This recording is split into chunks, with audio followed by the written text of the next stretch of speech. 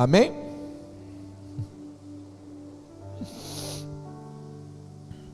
Diz assim: ao anjo da igreja em Laodiceia escreve: isto diz o Amém, a testemunha fiel e verdadeira, o princípio da criação de Deus. Conheço as tuas obras, que nem és frio e nem quente. Quem dera fosse frio ou quente. Assim, porque você é morno e não é quente nem frio, estou a ponto de vomitá-lo da minha boca. Porquanto dizes: rico sou e estou enriquecido, e de nada tenho falta, e não sabes que és um coitado, miserável, pobre, cego e nu? Aconselho-te que de mim compres ouro refinado no fogo, para que te enriqueças, e vestes brancas, para que te vistas e não seja manifesta a vergonha da tua nudez, e colírio, a fim de ungires os teus olhos para que veja. Eu repreendo e castigo todos quanto amo. Seja zeloso e arrepende-te. Eis que estou à porta e bato. Se alguém ouvir a minha voz e abrir a porta, entrarei em sua casa, com ele cearei e ele comigo. Ao que vencer, eu lhe concederei que se assente comigo no meu trono. Quem tem ouvidos para ouvir, ouça o que o Espírito diz às igrejas. Amém? Quantos têm ouvidos aqui nessa noite?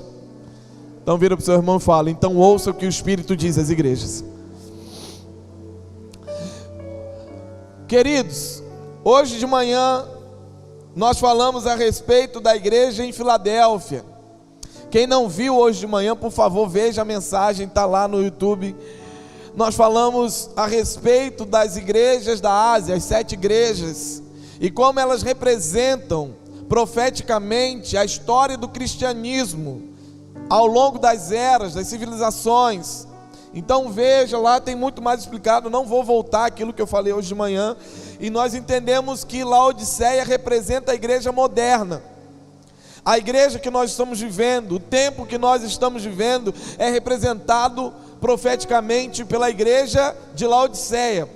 Agora veja, não é porque estamos vivendo na época que representa a igreja em Laodiceia que significa que nós precisamos estar no mesmo estado que aquela igreja se encontrava. Nós podemos estar vivendo na época que configura a igreja de Laodiceia, mas nós devemos ser a igreja que Jesus aprova, ser a igreja que Jesus atesta um selo de aprovação, ser a igreja fervorosa que o Senhor conta para essa geração. Amém? Então, hoje de manhã eu falei sobre a igreja aprovada, e agora à noite eu quero deixar como tema da mensagem: conselho de Jesus à igreja moderna. Eu vou liberar alguns conselhos a respeito do que próprio Jesus disse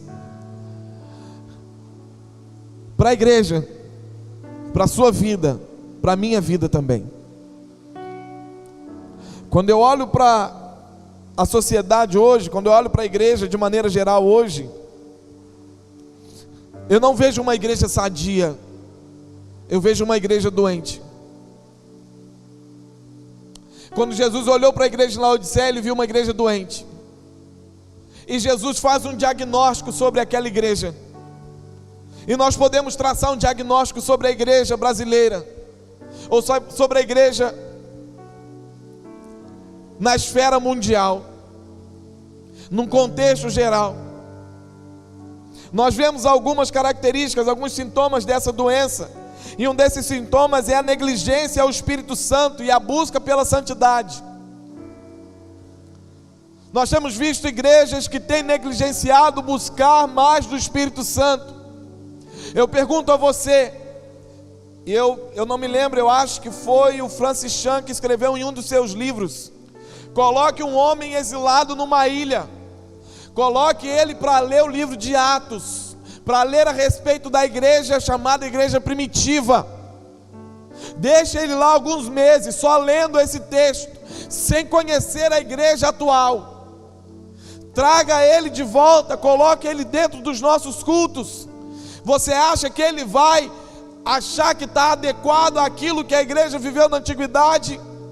Ou você acha que ele vai achar algo estranhíssimo no nosso meio? Por quê? Porque naquele tempo a igreja militava, caminhava debaixo do poder do Espírito Santo. A igreja não tomava nenhuma decisão sem que fosse impelida pelo próprio Espírito. Havia uma comunhão no Espírito poderosa, havia uma busca poderosa, havia uma busca poderosa, profunda por santidade. E a igreja moderna, nós vemos uma busca desenfreada pelo secularismo, pelas formas que se podem amoldar ou ajustar o mundo dentro do sistema da igreja. Estamos vivendo numa sociedade adoecida porque tem uma igreja doente. Estamos vivendo numa sociedade adoecida porque Satanás tem adoecido as duas instituições que Deus constituiu nessa terra: família e igreja. Estamos vivendo sociedade de famílias doentes, casais que não dormem juntos mais, famílias que não têm comunicação dentro do lar.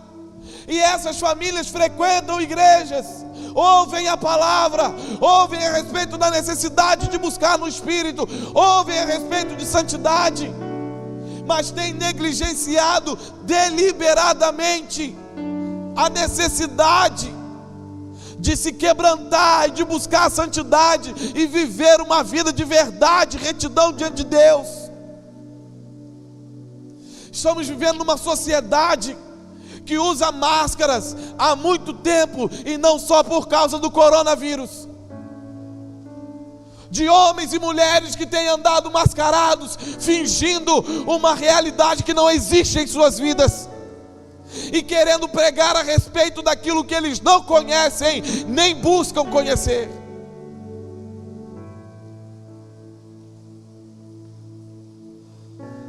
É o diagnóstico da falta de interesse pela palavra e pela oração. Porque hoje nós damos muito mais valor às performances do que à profundidade e à verdade na palavra. Hoje nós queremos escolher quem ouvir, e nós ouvimos aqueles que têm mais seguidores e não aqueles que têm mais o Espírito Santo sobre eles. Nós queremos ouvir aqueles que fazem um teatro mais bonito e não aqueles que verdadeiramente buscam com profundidade, temor e quebrantamento pela palavra. Nós vivemos numa igreja doente porque falta visão evangelística, discipuladora e missionária. Numa igreja que se acomodou, ficando dentro dos seus templos confortavelmente e buscando só conforto para ela mesma. Nós vivemos num tempo de uma igreja que falta perdão e amor, onde os crentes têm se tornado muito mais juízes do que filhos e irmãos, onde nós estamos muito mais prontos e preparados para apontar o dedo com as nossas verdades do que para abrir os braços em sinal de amor aos nossos irmãos. O diagnóstico dessa igreja é a falta de unidade entre as pessoas, porque ele não se veste como eu, porque ele não fala como eu o descarto. E unidade não tem a ver com uniformidade, enquanto uniformidade é ser igual, unidade é ser diferente, mas ter o mesmo propósito. Então você pode ser diferente do seu irmão, porque o que te une ao seu irmão não é como você se veste, não é como você fala, não é como você se comunica. O que te une ao seu irmão é ter com ele o mesmo propósito: construir o reino de Deus nessa terra. Estamos vivendo na sociedade de uma igreja que não fala sobre a cruz, sobre céu, sobre inferno e sobre a volta de Jesus. E eu digo para vocês, irmãos, Jesus vai voltar e está muito perto disso acontecer. Eu não creio num Jesus histórico, eu creio num Jesus vivo que reina e reinará para sempre. Nós estamos lendo de um texto onde uma sociedade estava chafurdada na idolatria, e um dos deuses adorados era Zeus, e a frase que eles falavam a respeito de Zeus era: Zeus, aquele que era, aquele que é e aquele que será. Por isso que quando Jesus escreve às igrejas, em um determinado momento ele vai dizer: eu sou aquele que era, aquele que é e aquele que há de vir. Eu não vou me tornar, eu já sou. O que vai acontecer é que eu voltarei para resgatar a minha igreja.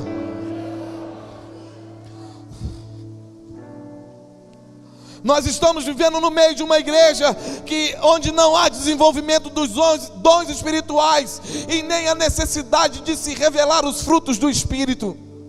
Nós já achamos natural conter em nossas vidas determinados pecados e vícios, porque nós negligenciamos viver debaixo da soberania, fluindo nos dons para a edificação da igreja e mostrando, revelando os frutos do Espírito como testemunho para aqueles que ainda não conhecem Jesus. As pessoas do lado de fora têm muito mais nojo, depreciação do que querem a vida que nós temos, porque muitos de nós não manifestamos os dons, porque não buscamos mais do Espírito em nossas vidas. Ora, meu irmão, o que te falta não é paciência. Se você é alguém sem paciente, não diga que te falta paciência. O que te falta é ser mais cheio do Espírito, porque quando você é cheio do Espírito, vem com você, vem sobre você os frutos e as virtudes do Espírito, e uma delas é longanimidade, benignidade, mansidão e temperança.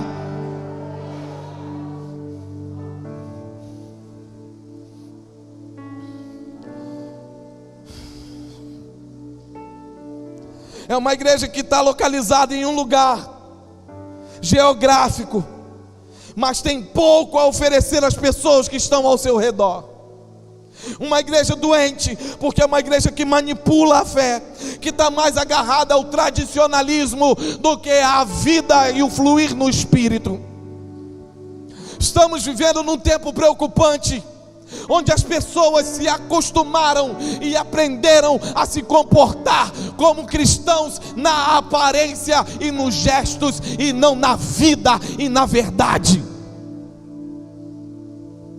Esses são alguns diagnósticos da igreja da modernidade, da igreja que nós estamos vivendo hoje. Alguns dos diagnósticos dessa igreja. Mas eu quero dizer para os irmãos, essa igreja que espiritualmente foi chamada de morna pelo Senhor, vai ser vomitada na boca dele. Eu estou aqui para me levantar nessa noite, para dizer aos irmãos: eu não quero fazer parte da geração da igreja morna. Eu não quero ser contido como um crente morno no meio de uma sociedade morna. Não, eu quero me levantar como aquele que foi afogueado no fogo do Espírito Santo, aquele que não se conformou com o Deus desse século e se levantou transformado, com a mente renovada, para fazer a diferença por onde eu passar. Mas deixa eu dizer uma coisa: você não vai conseguir fazer isso sozinho, sem estar contido na igreja, sem estar inserido num contexto igreja. Porque a igreja não é você sozinho dentro da sua casa. A igreja é o corpo de Cristo reunido. Quando você está sozinho dentro da sua casa, você é só um membro do corpo. Você só se torna corpo quando você está junto com os irmãos. E a minha pergunta para você: você veio aqui nessa noite e você está sendo um corpo unido e ajustado, ou você está sendo um membro que foi mutilado? Ou você escolheu uma amputação em si mesmo para viver alheio, paralelo à igreja?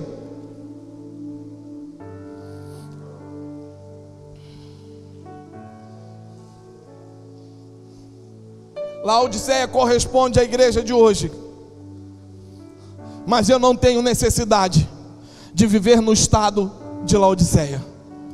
Eu posso viver no contexto da igreja em Laodiceia, mas eu posso me levantar fazendo a diferença no meio desse contexto, me tornando a igreja dos sonhos, do coração, do propósito de Deus. Amém, irmãos?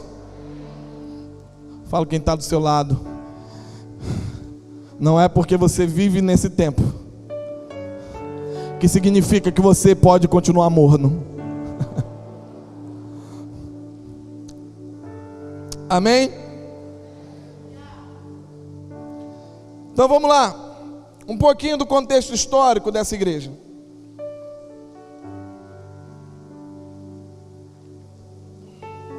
Laodiceia não tinha esse nome. Ela foi uma cidade chamada Dióspolis, que quer dizer cidade de Zeus, habitação de Zeus. Mas os romanos chegaram, conquistaram essa cidade, como conquistaram tantas outras. E um homem chamado Antíoco começou a governar nessa cidade. Ele era casado com uma mulher chamada Laodice. E Laodice achou essa cidade bonita, aprazível, e pediu para que ele colocasse nessa cidade o nome dela em homenagem a ela. Porém, ele sabia que uma cidade que foi levantada com um nome que atribuía honra a um Deus, dificilmente aquela população aceitaria mudar o seu nome. E o que ele fez? Sabe o que ele fez? Olha para mim. Ele começou a trazer riquezas para Laodiceia. Ele começou a enriquecer aquela cidade. Enriquecer, Dióspolis. Enriquecendo. Investiu em muitas coisas. Se formou, se levantou uma faculdade, um curso de medicina oftalmológica, que era referência na Ásia Menor. Tornou aquela cidade a rota do comércio da Ásia Menor, a ligação entre a Ásia Menor e Roma. Ergueu monumentos, trouxe mármores, pedras caríssimas e raras. E sabe o que aconteceu? Depois de trazer todas essas riquezas, ele convoca o povo e diz: agora eu quero mudar o nome dessa cidade. Vocês concordam? Sabe o que o povo fez? Concordou. Por quê? Porque eles foram comprados com riquezas. Eu sei que eu estou falando de um Deus pagão, que um Deus que nem é um Deus, é uma divindade adorada. Só existe um único Deus. Eu sei que eu estou falando de uma divindade que era adorada, mas aquele povo, por causa das riquezas, eles viraram as costas para o ser que eles adoravam. Então veja que desde o início a cidade foi corrompida e comprada por meio de riquezas.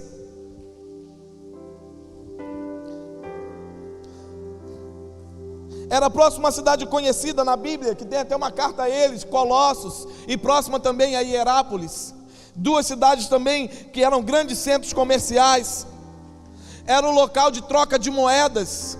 Laodiceia era um local de investimento bancário, um local rico em ouro, em minério, um local onde havia uma das maiores fábricas de tecido da Ásia. Então era uma cidade riquíssima, e lá se levantou uma igreja também rica.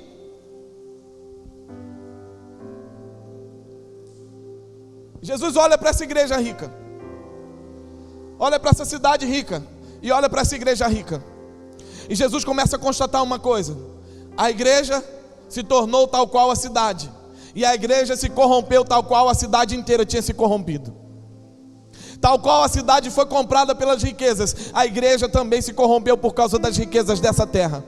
A igreja se esqueceu daquilo que era mais precioso e começou a se dobrar diante de riquezas dessa terra. Toda vez que a igreja se esquece e vira as costas para aquilo que é mais precioso, para o tesouro eterno, a igreja começa a pagar o preço que essa terra paga. A igreja começa a se parecer mais com a terra do que com o céu. A igreja perde a característica do cabeça, que é Jesus. A igreja torna-se um corpo morto e obsoleto.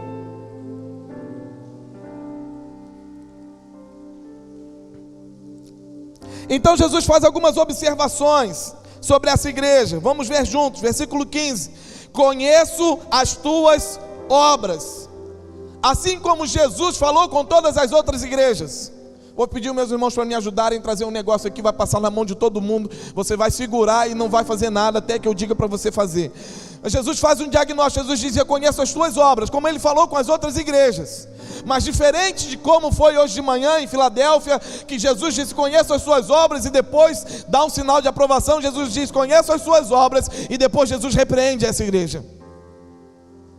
Conheço as suas obras, eu te conheço. Por quê? Porque em Apocalipse capítulo 1, versículo 13, a Bíblia vai mostrar que ele andava no meio dos candelabros de ouro. E depois disse: a saber, os candelabros de ouro representavam a igreja. Eu quero dizer para você o seguinte: olha para mim. Você pode até parecer alguém que você não é para mim. Você pode parecer alguém que você não é para o seu irmão. Mas para Jesus você não pode se esconder, porque ele continua andando no meio da igreja, e ele sonda e conhece cada coração. Então, para muitas pessoas você pode se esconder, mas diante de Jesus você não consegue se esconder.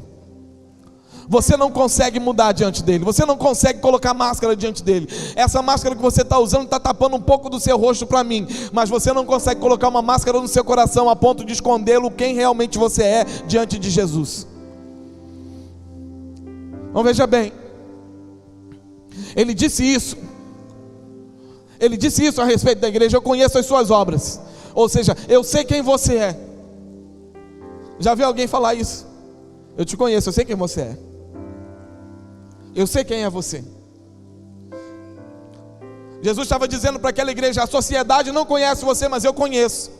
Porque olha para mim, a acusação de Jesus não era que a igreja estava se corrompendo a uma idolatria. Jesus não estava dizendo que não havia palavra ali. Jesus não estava dizendo isso. A questão de Laodiceia não era essa. Não era doutrinária, não era teológica. A questão de Laodiceia era outra. Jesus disse: vocês não enfrentam problemas nenhum. Não tinha problema financeiro. O que eles quisessem fazer, eles faziam. Não havia dificuldade para eles atravessarem. Jesus diz: todo mundo olha e acha que isso aí é um sinal de bênção. Não é? Não é assim que é pregado hoje em dia? Se você está passando por prova, tribulação, é porque você está dando alguma brecha e o diabo está tentando acabar com você. Pelo contrário, quando está tudo bem na sua vida, está tudo normal, está tudo muito tranquilo, é porque você não tem com quem você lutar. Preste atenção: Satanás não perde tempo com aqueles que ele já conquistou. Satanás não perde tempo com aqueles que ele já tem nas mãos. Ele vai lutar com aqueles que ele ainda não tem e nem terá. Por isso eu conheço as suas obras. Tem muita gente que não sabe quem você é. Me dá um aqui também. Tem muita gente que não sabe quem você é, mas eu te conheço. Eu sei muito bem quem você é. E aí olha a sentença: que você não é nem frio e nem é quente. Quem dera se você fosse frio ou quente, mas porque você é morno, eu estou a ponto de vomitá-lo da minha boca. Deixa eu dizer, eu te falei que Laodiceia fica próxima a duas cidades, Colossos e Hierápolis. E essas duas cidades são conhecidas porque uma delas tem fontes termais de águas quentes, que tinham faculdades terapêuticas, que tratavam doenças e enfermidades. E outra, ela é conhecida por ter água gelada e potável, agradável. Mas Laodiceia não. A água de Laodiceia era e ainda é uma água morna e salobra. Visitantes que vão lá e tomam até mesmo de algum hotel e alguma coisa que exista lá, quando eles colocam a água na boca para bocejar, quando estão escovando os dentes, até isso causa ânsia, porque fica um gosto salobro na boca e de uma água morna. É uma água não potável, uma água que não produz vida, é uma água que não dá para a gente se alimentar, não dá para a gente se sustentar com ela.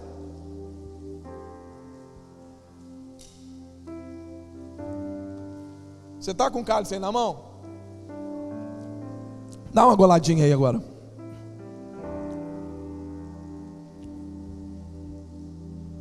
Bom? Quem identificou o que é isso? Café? Não é legal tomar café assim do jeito que você tomou, né?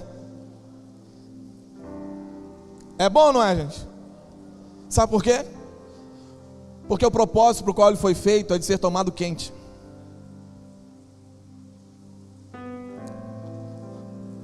Quando não cumpre um propósito, é desagradável,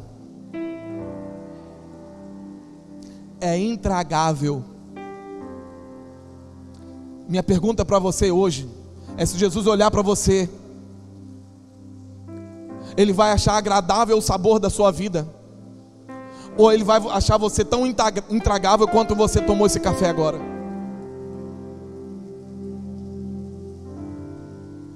Minha pergunta é: a igreja que estamos sendo, quando Jesus experimenta dela, é agradável ou é intragável? Porque você é morno, porque você perdeu o seu propósito.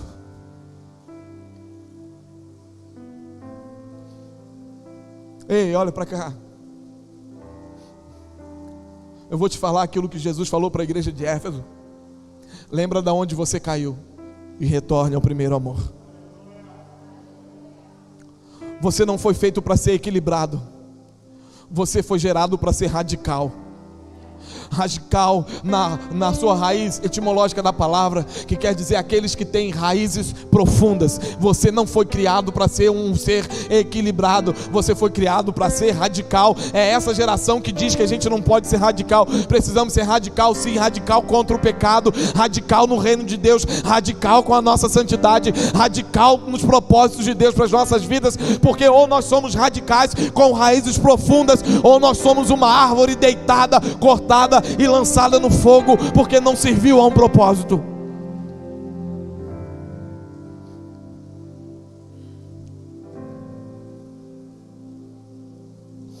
Jesus disse: estou a ponto de vomitar você da minha boca. E aí depois Jesus dá outra sentença, Jesus dá outra diagnóstico. Porque você diz: eu estou rico e estou enriquecido. Sabe o que é isso? Jesus está dizendo: você pensa que você é ideal e você esqueceu de ser real. O que é o ideal? O ideal é diferente do real. Você pode chegar a ser e se tornar o ideal, mas hoje você é o real. E o real hoje pode ser um real, uma realidade de tristeza, de dores, de angústias, de frieza espiritual. Isso não quer dizer que acabou o momento, acabou o tempo, porque Jesus diz: eu estou a ponto de te vomitar, mas ainda não vomitei, então tem chance para você. Apenas apresente quem você é de verdade. Você diz: eu sou rico, estou enriquecido, está tudo bem. A igreja afirmava sobre ela mesma algo que não revelava a realidade espiritual que ela se encontrava.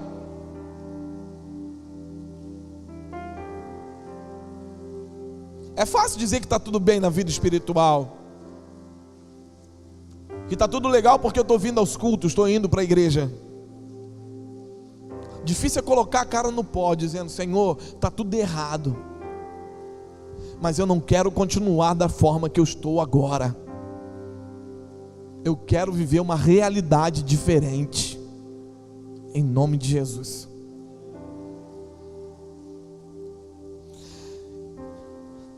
Estou rico, abastecido, não preciso de nada, e nem sabes que és um infeliz, sim, miserável, pobre e cego e nu. Eles não enxergavam seus próprios problemas, eles não enxergavam suas próprias debilidades, eles não enxergavam suas próprias necessidades, suas necessidades espirituais. Eles compensavam suas feridas reais, fazendo coisas espirituais.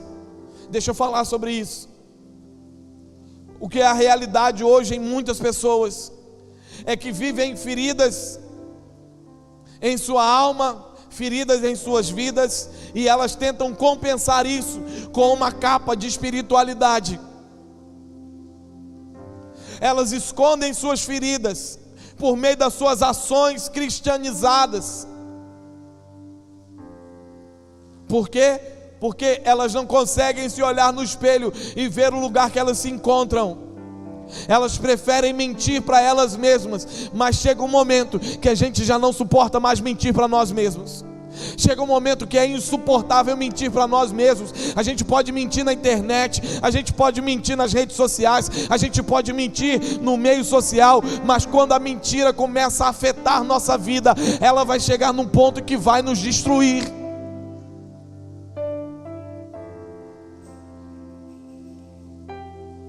Eles se achavam bem vestidos, eles se achavam poderosíssimos, mas Jesus olhava para ele e os via nus.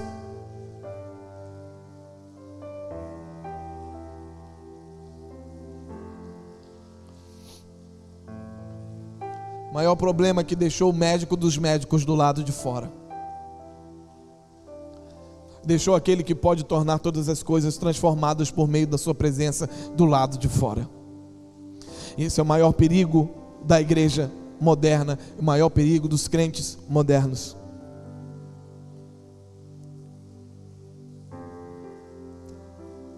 Agora, vai ser só desgraça a mensagem hoje, pastor? Ser só acusação? Não. Vamos começar a virar esse quadro agora.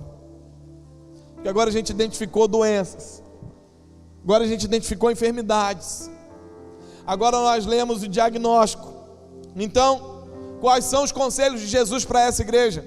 Quais são os conselhos de Jesus para a minha vida, para a nossa vida? Para que a gente não viva essa realidade de igreja morna, igreja que será vomitada. Primeiro conselho: compre ouro provado pelo fogo.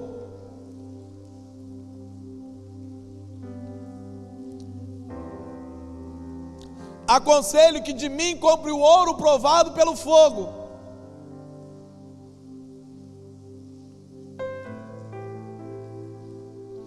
Sabe o que é isso? Isso fala de renúncia. Isso fala de matar as paixões. Isso fala do próprio Jesus. Porque ele sim foi o ouro provado pelo fogo. Compre de mim porque eu tenho. Eu passei pela prova de fogo. E eu não desisti no meio do caminho. Eu tenho algo para te oferecer. Não se gabe porque tem muitos minérios, porque tem muita riqueza na sua cidade. Essas riquezas, a traça e a ferrugem consomem, destrói, tudo vai ficar aí. Você não vai carregar nada. Compra de mim o ouro que foi provado pelo fogo, porque esse ouro que foi provado pelo fogo, ele brilha pela eternidade. Compre o ouro provado pelo fogo. Amém, irmãos? Então abandone aquilo que é riqueza para essa terra, para receber aquilo que é precioso no céu. Não dá para andar junto com as duas coisas.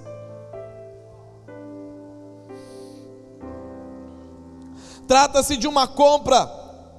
Se é uma compra, compre de mim. Quer dizer que há um preço a ser pago. Porque em toda compra há um preço a ser pago. Pastor, mas que preço é esse? Jesus não já pagou o preço? Sim, Jesus pagou o preço na cruz do Calvário. E o que Ele te oferece não é um travesseiro para você descansar. Depois de pagar o preço na cruz do Calvário, o que Jesus te oferece é uma cruz como a dele, para você também matar as paixões e desejos dessa terra e conquistar com Ele um tesouro que está garantido no céu. Pague o preço por esse tesouro. Pague o preço por essa riqueza. Porque essa é uma riqueza que ninguém pode tirar de você. Essa é uma riqueza que ninguém pode tocar. Ela é sua e será para sempre.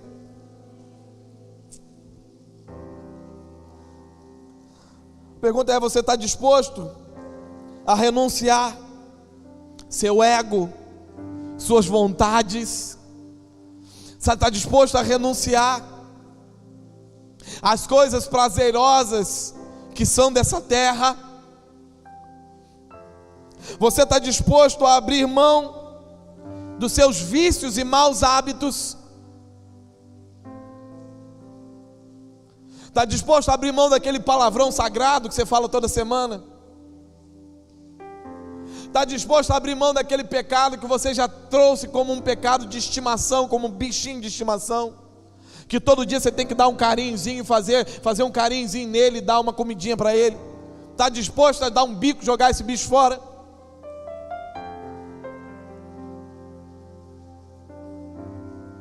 Enquanto você não estiver disposto a jogar o alpiste que você colocou na mão para o pecado vir comer todo dia em você, você não vai entender o que é viver uma vida rica e preciosa no reino de Deus. Nós precisamos falar disso. Voltar ao evangelho puro e genuíno é falar sobre renunciar nossas paixões e desejos, renunciar nossos vícios, nossos maus hábitos.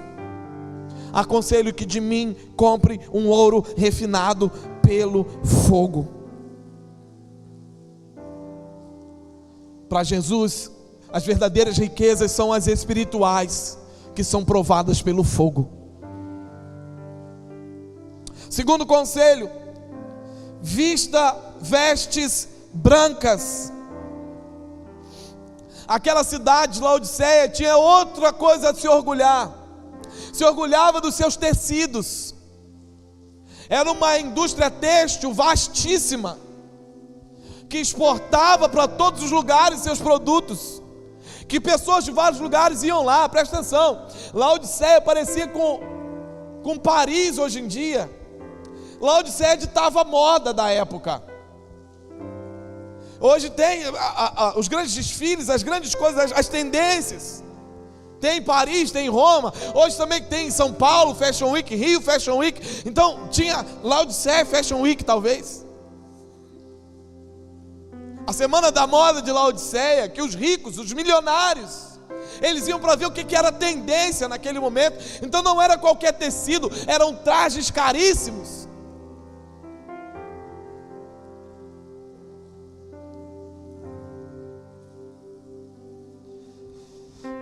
Jesus fala: quanto mais você usa esse tecido e se orgulha dele, mais nu você fica na minha presença. Quanto mais nós vestimos as roupas que o mundo nos oferece, mais nos encontramos nus diante do Senhor. Porque a folha de figueira que Adão costurou, que Adão costurou para ele e para Eva, disfarçaram a nudez um para o outro, mas Deus continuava vendo a nudez do seu pecado.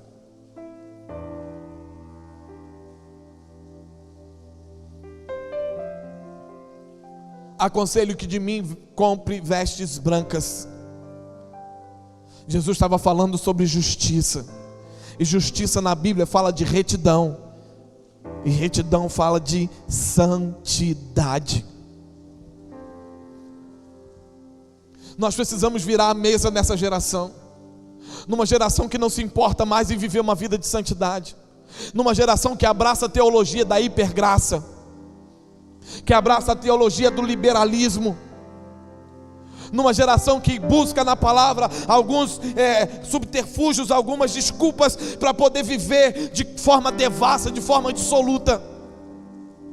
Nós precisamos virar a mesa e nos posicionarmos diante dessa geração para dizer: nós não vamos compactuar com essa geração pecaminosa, nós não vamos compactuar com essa geração que negocia os seus valores, nós não vamos compactuar com essa geração que já se acostumou com o pecado. Não, nós queremos vestes brancas, nós queremos as vestimentas da santidade, da retidão, nós queremos ser puros diante do Senhor.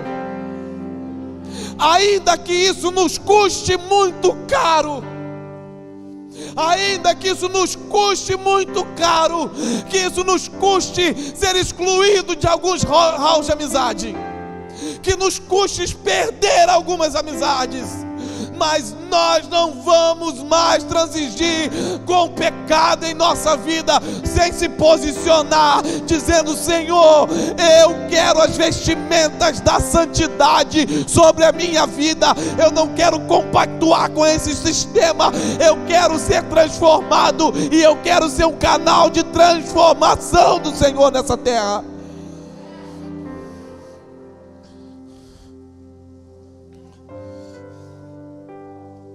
E sabe, santificação não é um ato, santificação é um processo.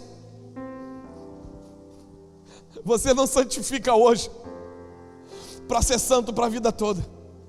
Santificação é um processo, é uma caminhada, é todo dia. Santificação é uma atitude diária. E santo não é só aquele que peca menos, o santo é aquele disposto a se arrepender mais, a se humilhar mais.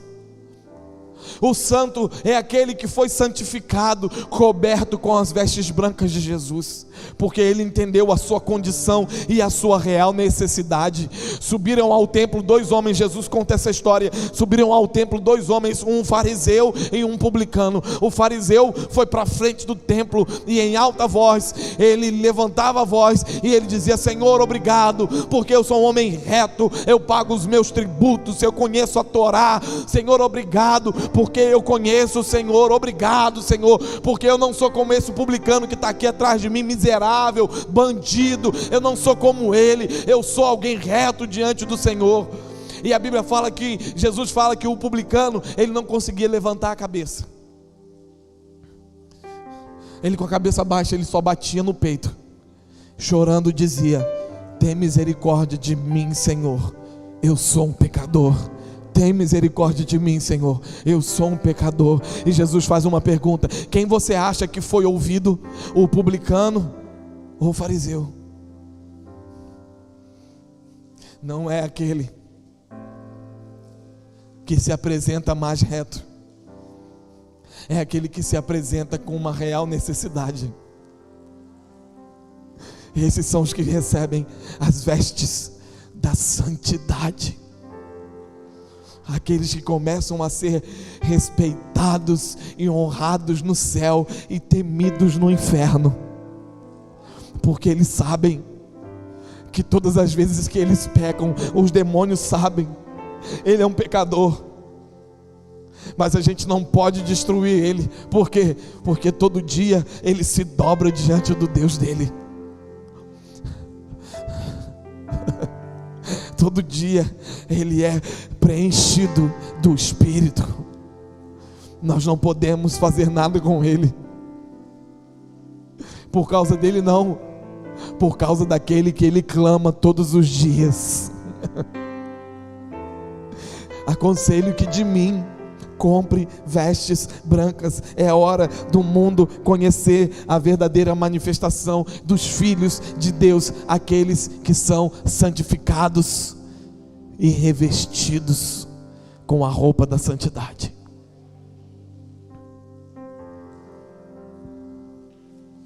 No mundo onde o pecado se multiplica cada dia, com consequências cada vez mais evidentes na vida de muitos cristãos que dizem ser, nós somos convidados pelo Senhor a aumentar a nossa santificação. Quem quiser alcançar a glória deve seguir o conselho do Senhor: comprar vestes brancas que cubram a vergonha da sua nudez.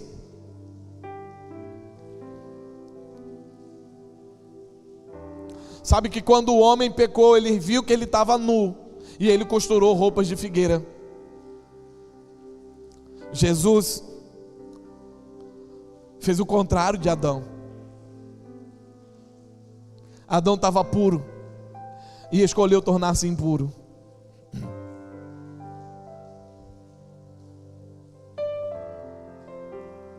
E por isso ele escondeu a sua nudez.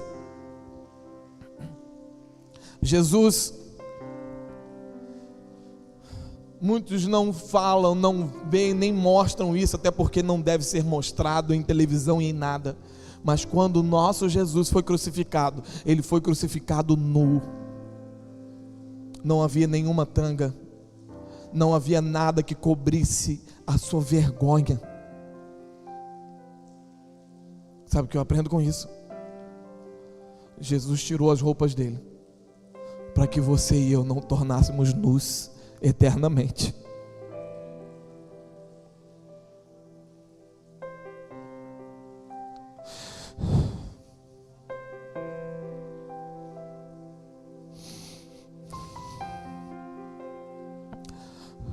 Aconselho que de mim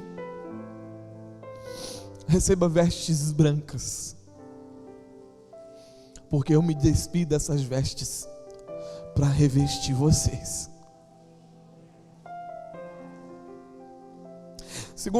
Terceiro conselho, Jesus disse: unja seus olhos com colírio. Aconselho de mim, compre colírio para ungir os seus olhos, porque Laodiceia também era uma referência, um centro oftalmológico da região. E Laodiceia, ela se orgulhava, porque havia um unguento lá, um óleo que curava muitas enfermidades nos olhos. E Laodiceia se orgulhava daquilo que ela tinha produzido. Não sabe o que está acontecendo hoje? Nós estamos confiando mais nas coisas que são produzidas na terra do que nas coisas que já foram liberadas pelo céu. Jesus fala: compra o colírio de mim, porque o colírio de vocês, conquanto cure os seus olhos físicos, ele está cegando os seus olhos espirituais, porque ele está fazendo vocês olharem muito mais para aquilo que o homem pode produzir do que para aquilo que eu já liberei sobre a humanidade.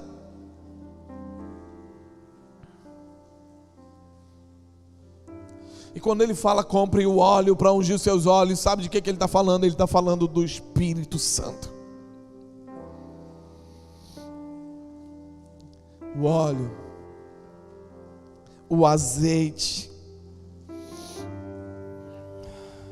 aquele que tira as escamas dos olhos, aquele que nos faz enxergar a realidade espiritual e a realidade da geração que nós estamos vivendo.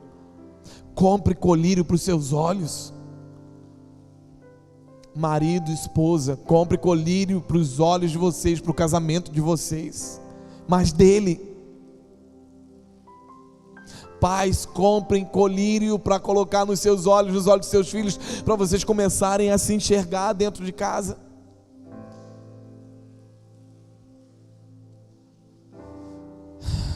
Compre colírio para ungir os seus olhos. O Deus desse século cegou o entendimento dos incrédulos, para que não lhes resplandeça a luz do Evangelho de Cristo. É porque muitos estão cegos e necessitam do colírio de Jesus. A igreja dessa geração precisa do colírio de Jesus. Nós precisamos que Ele lance colírio sobre os nossos olhos, para que a gente enxergue qual é a verdadeira necessidade dessa geração. Eu pergunto mais uma vez: que igreja você é? Que igreja você quer se tornar? Que crente você é? Que crente você quer se tornar? Quarto conselho, eu já vou encerrar: seja zeloso e arrepende-te. Ser zeloso, ser diligente, seja cuidadoso, seja fervoroso, seja vivo e arrepende-te, porque ainda tem tempo para você.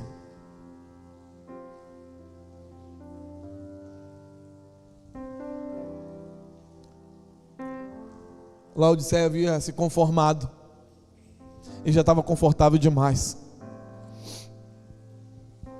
Eu quero dizer para vocês que eu não quero ser um pastor de uma igreja que se sente confortável e nem orgulhosa. E no dia que eu senti isso aqui, eu já não serei pastor dessa igreja. E em qualquer outro lugar, eu não quero fazer parte. E eu não quero me amoldar a um sistema demoníaco, maligno, de pessoas que se aproveitam de ministérios que estão muito certinhos e corretinhos. Eu não quero ter um ministério muito certinho e corretinho. Eu quero ter um ministério profético. Eu quero ainda continuar tendo a liberdade, a ousadia de poder apontar, dizendo: assim diz o Senhor. De poder dizer: nós vamos continuar militando, porque nós não chegamos no lugar onde Deus tem para nós, e nós só chegaremos no dia que Ele nos levar para junto de si.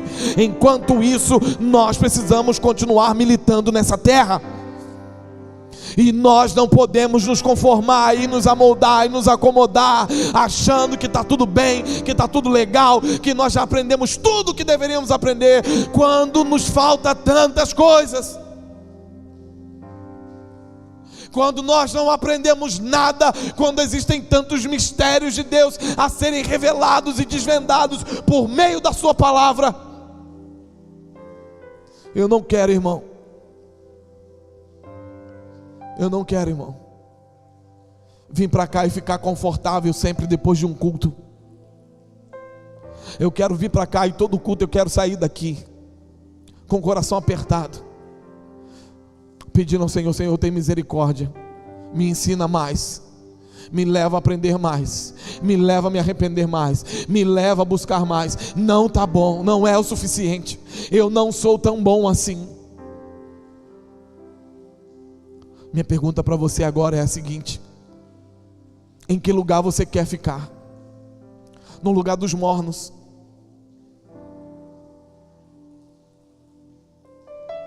Ou você quer ouvir os conselhos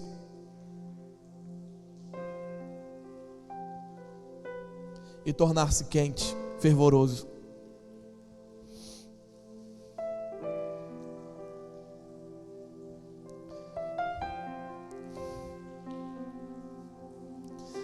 Ai, pastor, eu não quero ser desequilibrado. Mas você tem que ser, irmão, porque o equilibrado é o morno.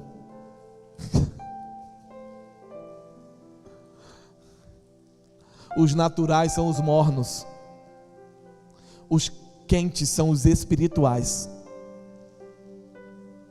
Os naturais naturalizam tudo, relativizam tudo.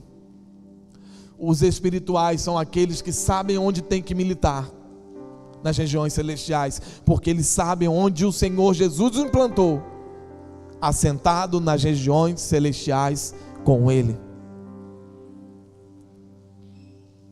Eu não quero ser um morno, alguém que está em cima do muro. E a minha pergunta é: o que você quer ser?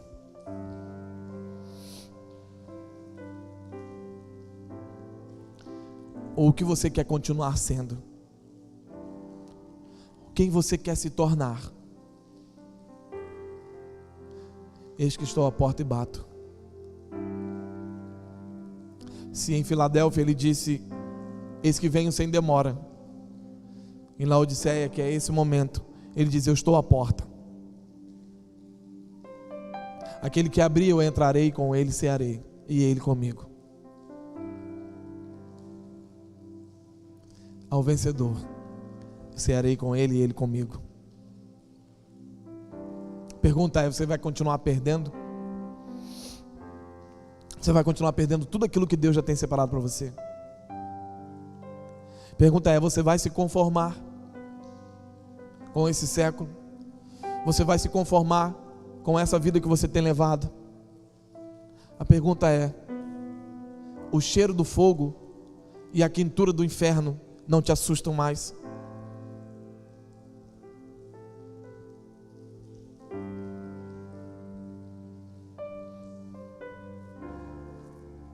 A decisão é de vocês.